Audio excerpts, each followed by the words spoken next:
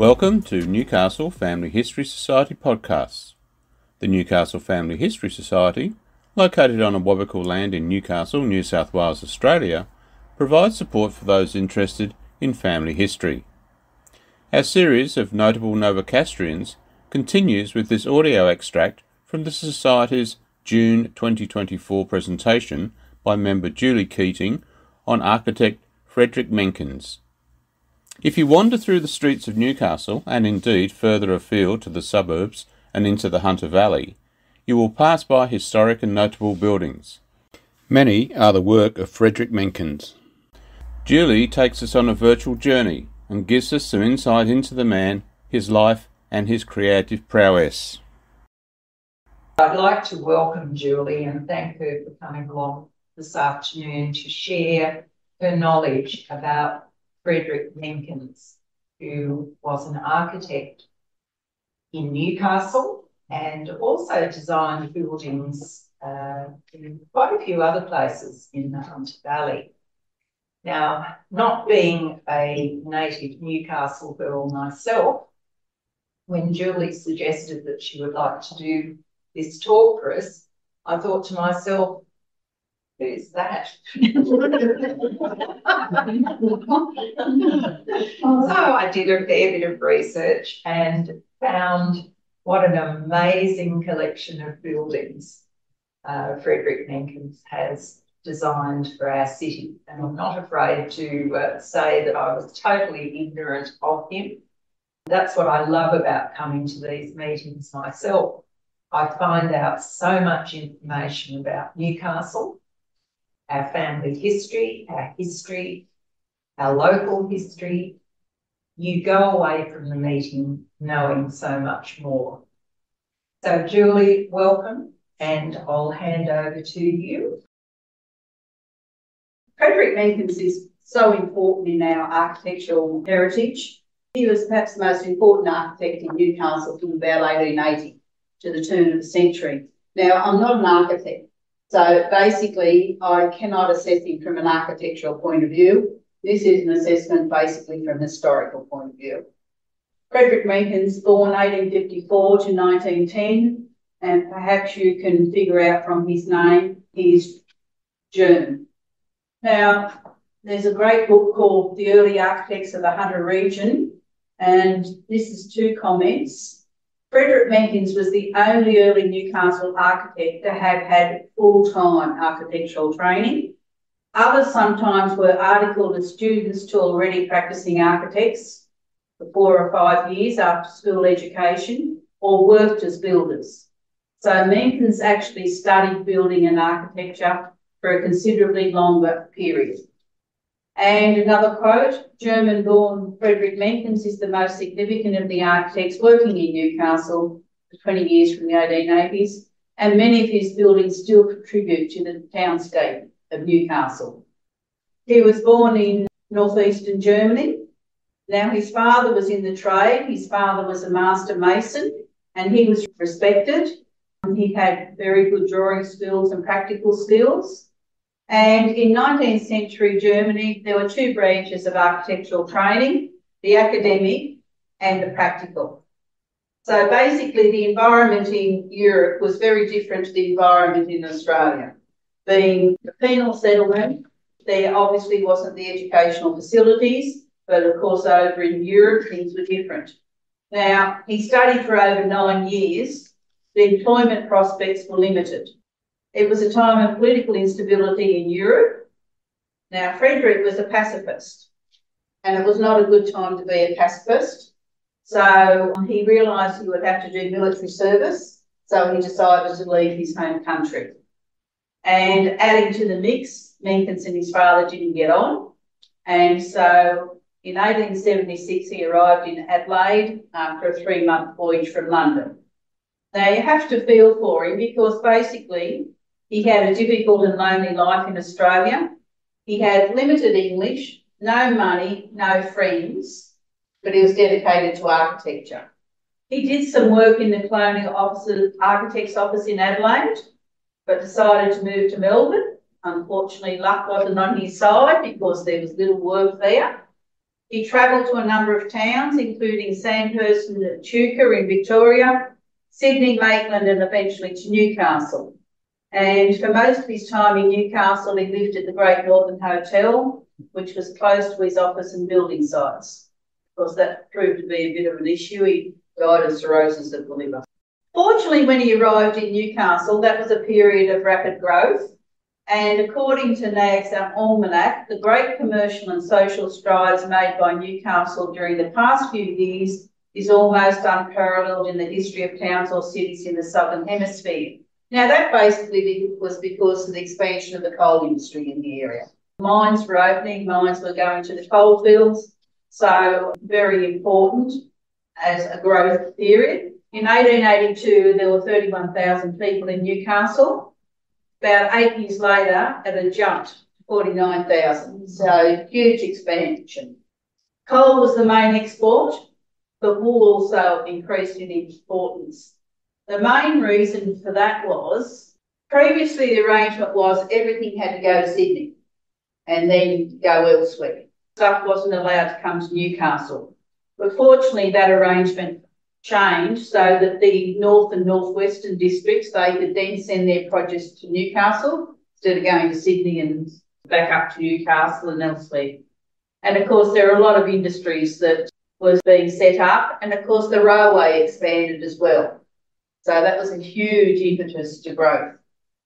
In 1884, he put an ad in the Newcastle Morning Herald, a miner's advocate.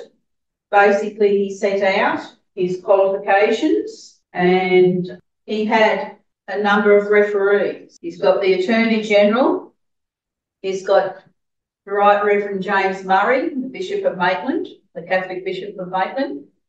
He's got the Council of the Borough of Newcastle, a number of MLAs. He's got a number of JPs, including Clarence Hannell. So basically, he was obviously very good at network. He knew who to contact. The Catholic Bishop of Maitland and Clarence Hannell were to prove to be important contacts. Menkens was engaged to do an extension to Newcastle Hospital in 1884, and James Hannell and his son Clarence were very active in raising funds for the hospital. And so the extension that was done in 1884 was named the Hannell Wing. Menkens didn't obviously design the original hospital building. The original one was done by Thomas Rowe in a Gothic revivalist style, and basically Menkens did it in a similar style. Another of his early works was the Redemptorist Monastery at Mayfield. Obviously, this was work for the Catholic Church. It was a building 3 stories high and was situated on a prominent hilltop. It took 2 years to build and was very stark in appearance. Now, the church specified that there were to be no ornaments or decorations, and this was an issue for Menkens because that's not how he did things. The church did relent and allow sort of carpets and other features, such as cornices, to be in the area reserved for guests. But as regards the top floor, which was for the priests, their rooms were basically like cells. Very sort of tiny, austere, basics, bed, desk, that was it. And it was only on the entry level where there was any sort of design features. It was built in 1885. Fortunately, it still stands. It's very sad to see what it's like at the moment. It's not well looked after. It's had better days. And at the moment, it's used for accommodation. Now, I don't know what sort of accommodation, but I assume it's student accommodation or something like that. So with regards to the projects for the Catholic Church, most of them were done for the Sisters of Mercy. So besides the monastery, there's the Morris Brothers Complex at Hamilton, the Deaf and Dumb Institute, and a number of churches, schools, convents, additions to convents and presbytery. They're not all in the Newcastle area, so he certainly travelled up the valley. Another one of these early projects is Stuart Kiteley's home, and basically this still stands. Unfortunately, it doesn't apparently have all its internal fittings, Some of those were removed in earlier times, so perhaps the cedar and all that sort of stuff isn't there still, but certainly it's a very imposing house. As you would expect, Keightley was the manager of the Newcastle Coal Company for 30 years. And his residence was the first one that had water turned on in Newcastle. Now, Deger's Emporium, built in 1886, was a beautiful building. And it would have had a lot of woodwork, mirrors, glass frontages, and ornamentations. A lot of the ornamentation is gone from on top of the roof line. The absolutely ghastly colours of its painting now, but it's just rather depressing. That's a depressed part of Hunter Street anyhow. That area is not well maintained, and it's just rather sad to think that this gorgeous structure, and that's what it is today. Another piece from 1886 was the Benevolent Asylum in Waratah. Fortunately, there was a social justice component to a number of the wealthy people in Newcastle, and they did a lot of fundraising to help those who were very poorly off. Now, this was built basis Turton Road. These buildings were for senior citizens, and those facilities were built once again through fundraising efforts. And one of those in particular who did the fundraising was the Arnott family. So a lot of prominent families had a social conscience. The Mechanics Institute in Hamilton, that still stands. So we're very fortunate that someone had the vision to buy this, because 70s and 80s, it was an ugly structure. Some of you might remember Matt Baines catering here, and of course there was the old RSL club. Certainly got into a bad state of repair, but fortunately someone had the vision and they have done it up, and basically it's a residential complex, so it's had an extension on it, the side and at the rear. Gillam and Company warehouse in Telford Street, so right up the top of the town, and it stored imported goods. So basically they had to get the goods from the ships, and they were bought in and stored in this warehouse. Now, Newcastle had a number of large warehouses because obviously we're a port city, so a lot was imported. Now, I'll read this because it shows you why I can't comment from an architectural point of view. Despite the callous and shabby neglect of recent years, one can still recognise that the Gillam Bond store was a masterpiece. It combined a functional structural system with the elegance of classical and original detailing. The articulation of the handling systems was clearly defined in the two long elevations. One can trace the movement of the goods from the wharves to the loading bays facing the harbour, the raising via the hoisting arms, the lateral passage into the store, the dispatch by a similar method to the land on the south side. Counterbalanced with this functional articulation was the use of two different coloured bricks and the handsomely proportioned, classically inspired entry facade. Now that is obviously written by an architect. I got that from Menkens Centenary Exhibition publication, and obviously if you are an architect you have a different way of describing things like it. Fortunately this still stands, been converted to residential, and I think it might have a few shops on the ground level. It's right up the top of town, it's beautiful anyhow. So fortunately it still stands. The Baptist Tabernacle in Layman Street, near the Cultural Centre in town, built with an elaborately rendered and pedimental Corinthian facade. It was designed with good acoustics so that choirs and orchestras could support the church services, and it was the main Baptist church in Newcastle, and a school hall and classrooms were located in the basement. Now, I didn't know this, but church property is protected by the Constitution. As the church was unwilling to sell the property, council couldn't take it over to make way for the cultural centre. So we still have it. Basically, council just wanted to demolish it. Unfortunately, it didn't. And that still stands. And I've actually been asked that when it's been opened and gone in and had a look, so you might find at times if you're in that area, it might be open. Opposite is St Andrew's Presbyterian Church. Now, 2 comments from architects. The outstanding St Andrew's Church remains to this day probably the finest building in Newcastle. Brian Souters said that. And in Architecture Newcastle, which is a book, the yellow brickwork church with sandstone ornamentation and spire is the finest ecclesiastical work of Menkens. There was a rectory, but that is no longer there. That's been demolished. But you might recognise the Crossing Keeper's House. That's from the time when the AA Company and the Burwood Colliery had a railway line going into the harbour, and they crossed. The AA Company's railway crossed with the Burwood, and that is the Crossing Keeper's House, the start of Civic Park. Now, in 1891, Council wanted to build a new town hall, and Menkens contributed drawings. He used a nom de plume for Federation, and it was to cover an entire block and face the harbour, and we're talking in the vicinity of Market Square. It was to be quite a large structure. It was to have 42 shops, 30 rentable offices, a town hall and council chambers. It was shelved due to disagreements between aldermen. So unfortunately it didn't go ahead. And his compensation was £100. Now, continuing on, the David Cohen Warehouse is a monochromatic dark red facade and brickwork masterpiece. And Architecture Newcastle describes it as one of the best examples of this era warehouse in Australia. And of course, it is heritage listed. Apparently, the style of brickwork is quite difficult to execute, and fortunately, it still stands today.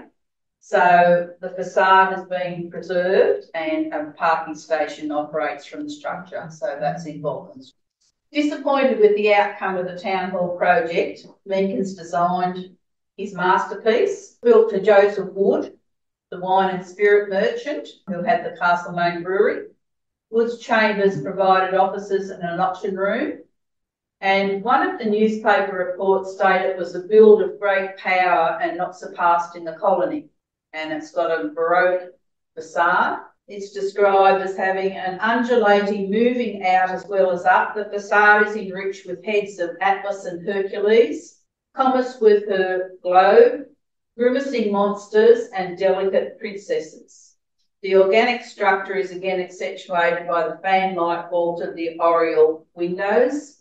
Now, the oriel windows are a bay window that doesn't reach the ground, so they sort of just jut out. It's just an outstanding building. You don't sort of realise the details until you actually stand and look at it and just think what a magnificent building it is. Fortunately, it still stands, but unfortunately, it's not particularly well looked after at the moment. But Menkens had his office here on the first floor between 1893 and 1902. Wood died in 1908 and the building was purchased by William Longworth, so some of you might know it was the Longworth Institute. It became a cultural centre with library, art gallery and concert hall. And then he gifted the building to the Australasian Society of Patriots and was known as the Empire Club. This is an interesting sort of group. It was formed in 1918 in Newcastle, had 200 members, and it was a breakaway group of the Australian Natives Association. That is white Australians on people. I mean, yes. So from 1946, it was home to the Air Force Club. And then the building was renovated in 1990s by Souters Architects. And Souters noted that Menkens poured his heart and soul into the project. It had some unusual features, including lead between the floors to deaden the sound and a glass roof to let in light. Now, just a comment, if you go and look at the facade of this building, there's this plaque erected by the Australasian Society of Patriots to mark the vicinity of Lieutenant John Shortland's landing place in 1797. Historians don't agree with that. Historians generally agree that the landing place was in the vicinity of Port Scratchley. But the Patriot Society put up this plaque and it's still there today, but that's not entirely accurate. Deaf and Dumb Institute in Waratah. Unfortunately, you can't see a lot of this from the road because there's an aged care facility and a lot of units have been built in front of it. But also, these verandas on the side were basically demolished for extensions to the aged care facility. So the building as you see it today is not how it was built. And as I say, there are aged care units all in the front, so they block off the view to a great extent. This was such a big deal when this was built.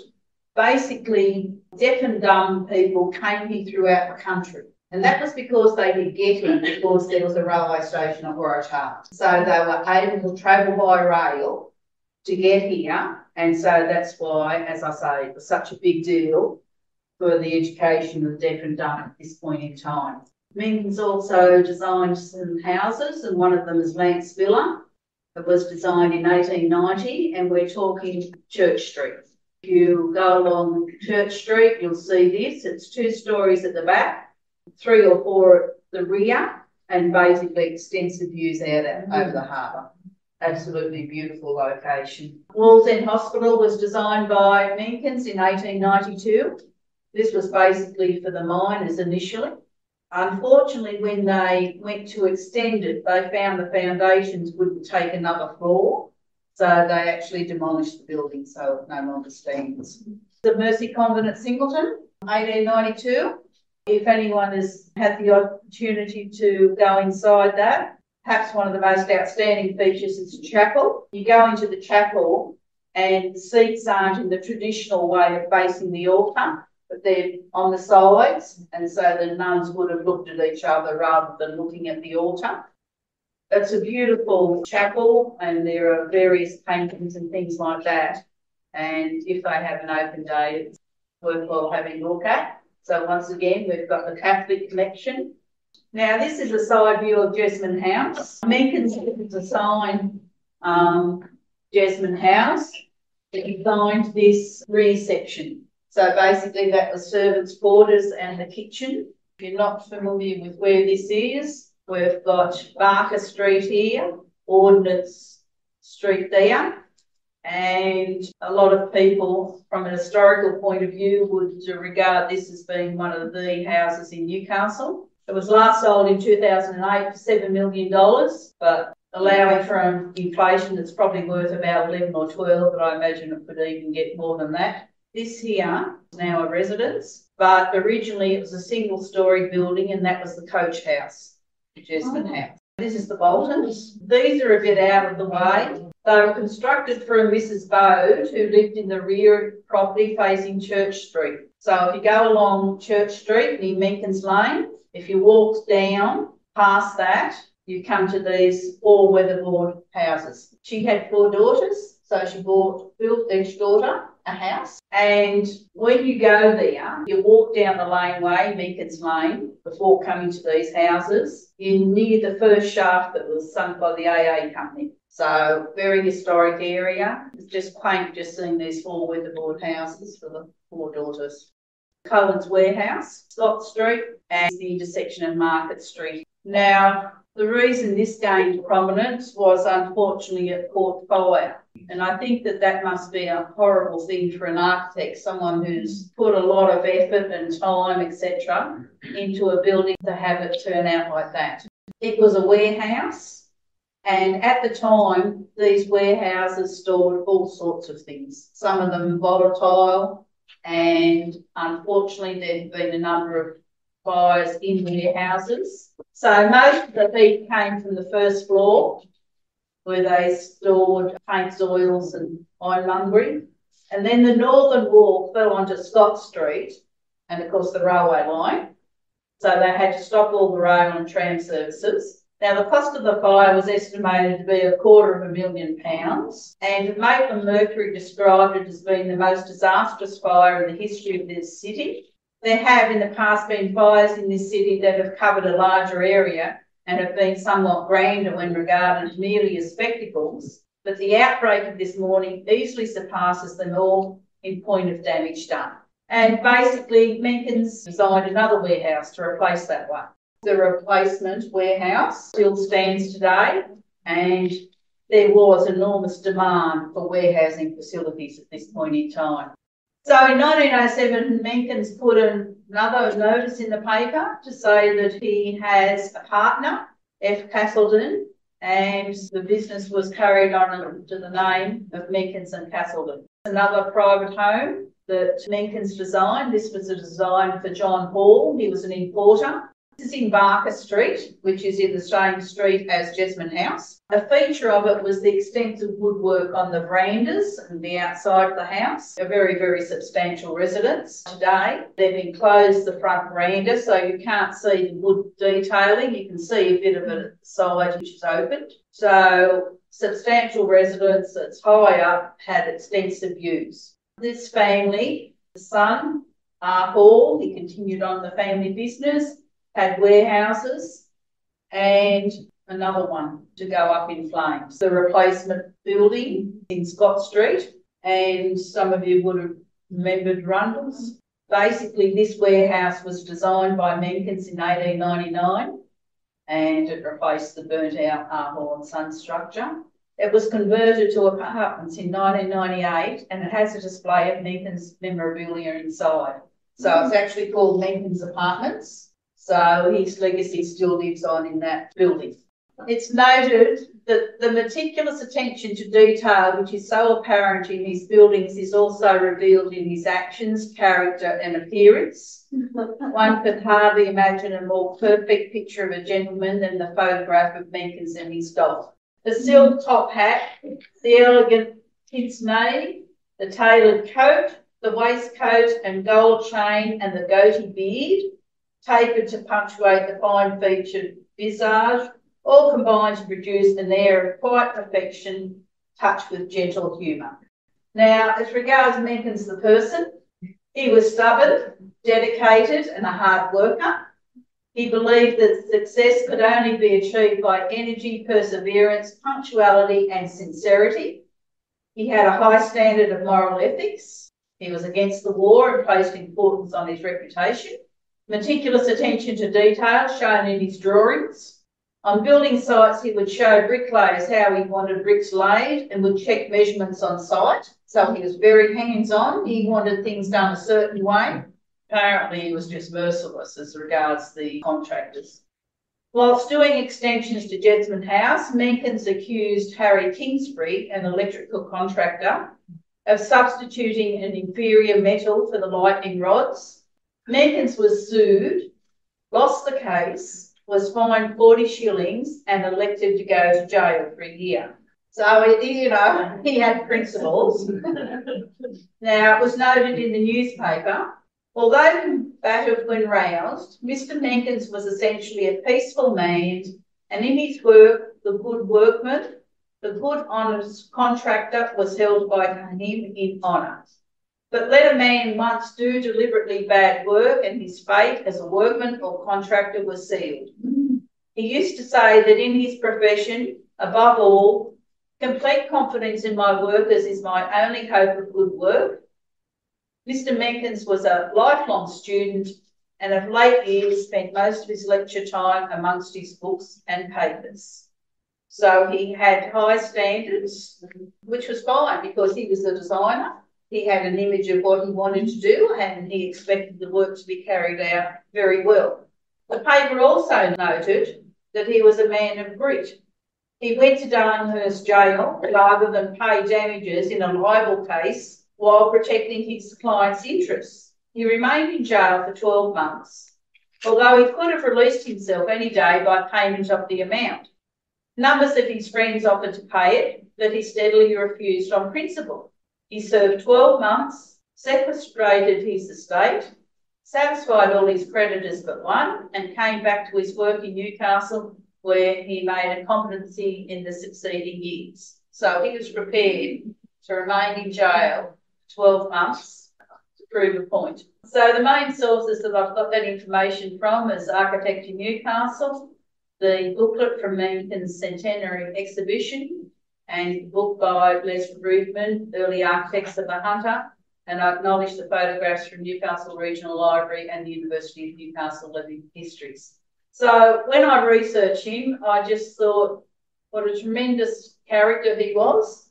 He was prepared to stand up for his principles. He obviously had an amazing mind as regards detail. We're fortunate that we still have a number of buildings that still exist. Unfortunately, some of them need a bit of TLC, but we're very fortunate that he was part of our architectural landscape and we can still enjoy some of his projects today. Does anyone have any questions? Did he never marry? He actually married for 5 months. The other question I have is, he never built himself, like organised to have his own house built, he only lived in the Great North. That's a bit of a murky area. Unfortunately, as I mentioned, he had cirrhosis of the liver, so alcohol was a big part of his life. So it's a bit hard to determine whether it was his choice that he wanted to be in a hotel for that reason. I can't find any mention of him living elsewhere, but that's not to mean to say he didn't. I'm a bit curious, you know, all these beautiful buildings. Yes. And he never had a home of his own that we know of. Yeah, but then again, he had this beautiful dog. I don't know whether that was a factor, that there was someone there to look after his dog as well. I don't know. Do you know where he died? Oh, I haven't seen any reference to it. I've just Googled Yeah. Frederick Menkens. Yeah. He returned to live in Sydney in his newly built house in Avoca Street, Randwick. You're joking. Aged 55, Menkens died childless at Randwick from cirrhosis on the 10th of March 1910 and was buried in the Anglican section of Waverley Cemetery. There you go. Well, I hope you appreciate Menkens the next time you're sort of going past a few of these places. We trust you enjoyed hearing about the life and work of Frederick Menkens. A complete version of this presentation, along with others given by our guest speakers, can be viewed on our YouTube channel.